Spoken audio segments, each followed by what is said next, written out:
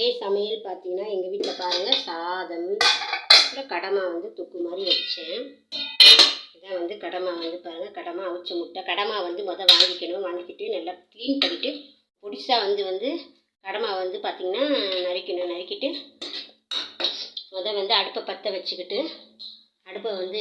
வச்சுக்கிட்டு கடாயை வந்து வைக்கணும். கடாய் சூடானது தேவையான எண்ணெய் ஊற்றிட்டு கடுகு கொஞ்சம் போட்டு பொரிஞ்ச உடனே என்ன பண்ணணும், வெங்காயம் பொடியாக நறுக்கின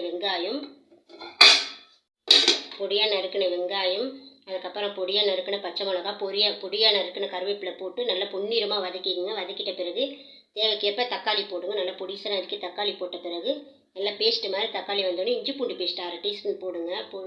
போட்ட பிறகு நல்லா பேஸ்ட்டு மாதிரி நல்லா வதக்கிட்டு நல்லா அந்த பச்சை வாடை போன பிறகு மிளகாத்தூள் போடுங்க. குழம்புத்தூள் ஒரு 1/2 டீஸ்பூன் தேவைக்கேற்ப உங்களுக்கு போடலாம். நான் குழம்புத்தூள் ஒரு 1/2 டீஸ்பூன் போட்டு, தனி மிளகாத்தூள் ஒரு கரண்டி, மஞ்சத்தூள் ஒரு 1/2 டீஸ்பூன், சீரகத்தூள் ஒரு 1/2 டீஸ்பூன் இதெல்லாம் வந்து போடணும். தேவைப்பட்டால் நீங்கள் மல்லித்தூள் கூட போடலாம்.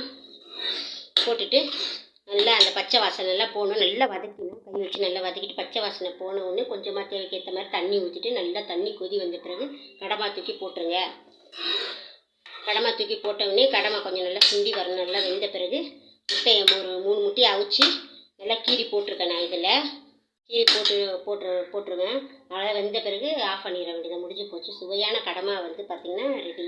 நல்லா சாப்பிடலாம். எங்கள் ஹஸ்பண்டுக்கு ரொம்ப பிடிக்கும் கடமானா. ரொம்ப நாள் கேட்டாருன்னு அவருக்காக வந்து நான் வந்து செஞ்சேன். ரொம்பலாம் நாங்கள் வாங்கலை, நான் 50 ரூபாய்க்கு தான் வாங்கினேன். 2 பேருக்கு எதுக்கு அதிகமாக. இந்த மாதிரி நீங்களும் வந்து உங்கள் குழந்தைங்களுக்கு வந்து செஞ்சு கொடுங்க. செஞ்சு கொடுத்து நீங்களும் சாப்பிட்டு சந்தோஷப்படுங்க. இந்த சேனல் நமக்கு பிடிச்சிருந்தா லைக் கொடுங்க. மறக்காமல் சப்ஸ்கிரைப் பண்ணுங்கள் எங்கள் சேனலுக்கு.